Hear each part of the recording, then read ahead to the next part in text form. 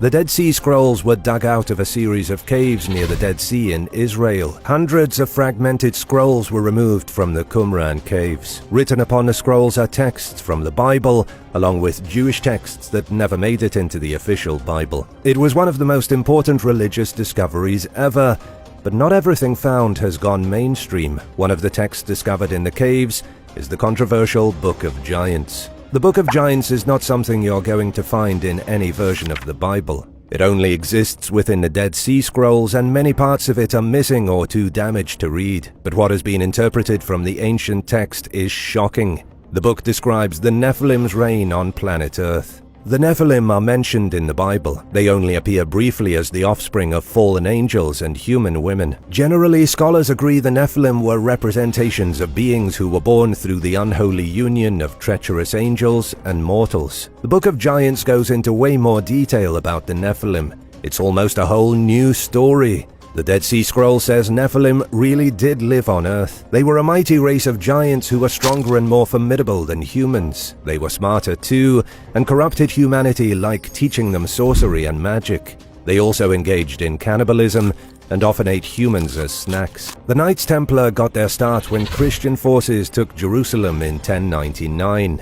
As Europeans started making pilgrimages to the Holy Lands, the Knights Templar rose as a force of mighty warriors to protect them from bandits. Their status as warriors propelled them to unexpected heights. Soon they were fighting on the front lines of the Crusades and growing into a powerful political force. Knights Templar were some of the earliest bankers. They allowed travelers to deposit cash and valuables at any designated Templar church. There was one in the city of London. A special letter of credit was given to the depositor of the money. Then that person could travel to Jerusalem, where they exchanged the letter of credit for money. This allowed people to travel vast distances without potentially being robbed of all their worldly possessions. The banking system helped the Templars get extraordinarily rich. Their understanding of global issues helped them maintain. Some scholars think the Knights Templar copied ideas from the Muslim world, transforming the West forever. England can thank much of their success in the art and education departments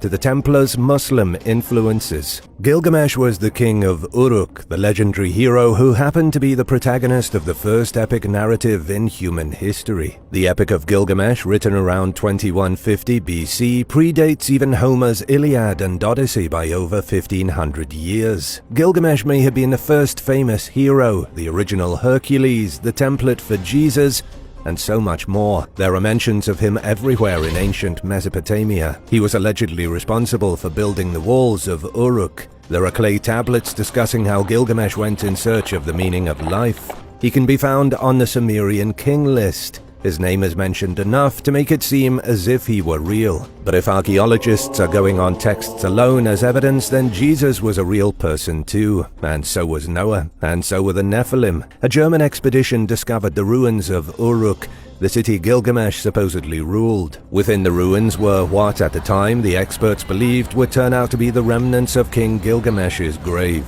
In an interview 13 years ago, Jorg Fassbinder told the BBC the ruins looked very similar to what was described in the Epic of Gilgamesh. It's been nearly a decade and a half, and archaeologists still haven't confirmed whether Gilgamesh's tomb is in the ruins of Uruk. There are over 100 hectares of ruins which have been compared to Venice. Somewhere here could be the bones of Gilgamesh. In the ancient Egyptian city of Abydos, a tomb was discovered that may have contained the very first king in the world. The tomb is seriously old, predating the Egyptian pyramids by a lot. It's called Tomb UJ. According to John Darnell, a professor in Egyptology, the tomb is from 3320 BC. The mysterious ruler buried in Tomb UJ ruled in Dynasty 0. He would have been the very first king of a unified kingdom in Egypt. Prior to this person, there is no other evidence of a single man leading the masses of the Nile, or for that matter, anywhere else in the world. In Egypt's western desert,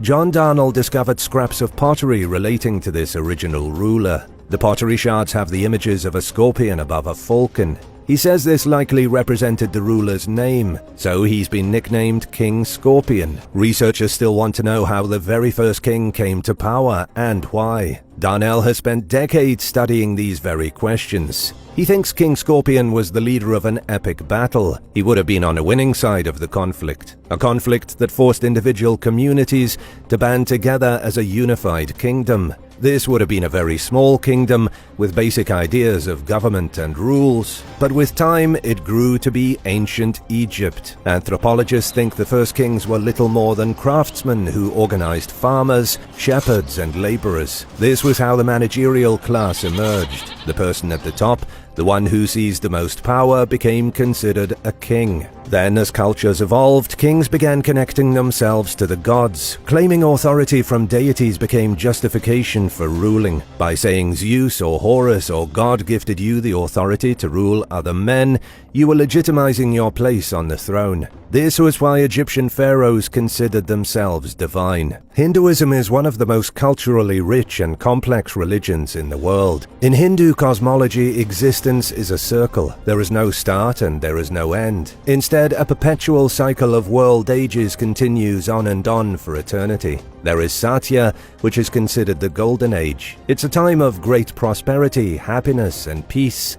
Then there is Treta Yuga, the Silver Age. It's not as good as the Golden Age, but things could definitely be worse. Dvapara Yuga is the Bronze Age of existence, worse than the other two, but still not the absolute worst. The absolute worst is Kali Yuga. According to Hinduism, it's the age we're currently living in. The idea behind the four ages is that each one deteriorates a little bit. There is a decline in righteousness and spirituality. Humanity becomes more and more immoral as the years go by until the human race enters Kali Yuga. It is the bottom of the pit, an age in which, to put it simply, everything sucks. Ancient Indian texts claim Kali Yuga started with the death of Vishnu's eighth avatar, Krishna.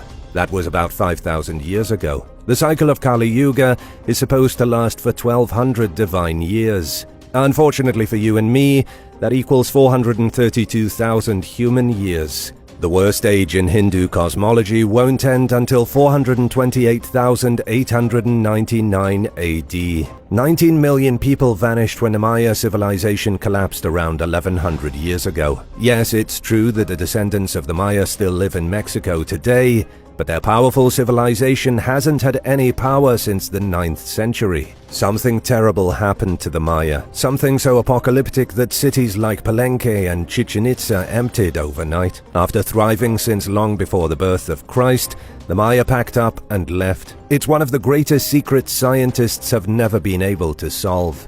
American geographer and historian Jared Diamond believes it was drought and deforestation. He wrote a book on the collapse of the Maya, blaming self-created environmental sabotage. Studies have shown that cutting down too many trees resulted in fewer clouds, which over the course of a century reduced rainfall. Crops withered and died. Cities overflowed with disease. Chaos and anarchy reigned supreme as the Maya civilization fractured, gave a whimper, and was no more. The Begmore Stone Circle is a much less famous version of Stonehenge in Northern Ireland. It's a place rich in mythology and unexplainable legends. Legends of giant trolls and Neolithic star watchers. The stone circle is actually multiple stone circles. There are 7 stone circles nestled in the moorlands of the Sperrin Mountains. Thousands of years ago, this was an important ritual landscape to the Celts and other tribes who called Northern Ireland home. Evidence of human activity has been found in the region from about 5,000 years ago. The stone circles weren't found until the 1930s,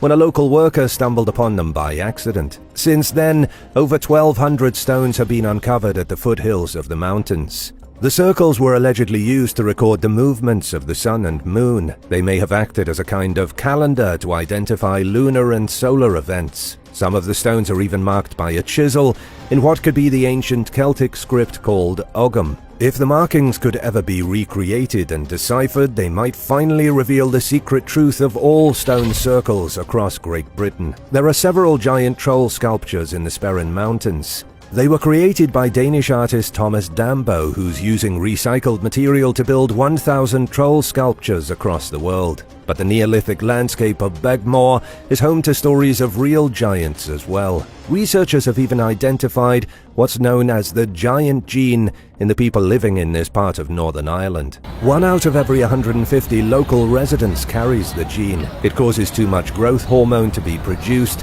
which creates shockingly big people. Geneticists think the gene can be traced back 2,500 years to a spectacularly large person. Could people in Northern Ireland really be descendants of giants? The most mysterious ancient society in Scottish history is the Picts. They were a sophisticated, sometimes barbaric, unconquerable group during the Iron Age. The Romans couldn't defeat them, nor could pretty much anyone else who tried. They lasted from roughly 79 to 843 AD. They left a lasting legacy in Scotland, greatly impacting the nation's culture. Yet scientists know very little about them. The one piece of the puzzle that seems hardest to solve is the origin of the Picts. The most popular theory is that there was a confederation of 7 main kingdoms, but because the Picts left nothing behind in writing, there's little information to go on. The Romans never managed to push into northern Scotland to defeat the Picts, so the Romans couldn't make any detailed records of their cultures or traditions. Although it was the Romans who named them the Picts. The name comes from the Latin word picti. In English, it means the painted people. The Romans named them this because the Picts were notorious for their war paint. You might be wondering how the Romans could have possibly failed when they were so often victorious. Separate tribes gathered under a common leader to fight back the invaders. The Romans tried 3 times to conquer Scotland, which they called Caledonia. They failed so epically, they eventually built Hadrian's Wall and gave up.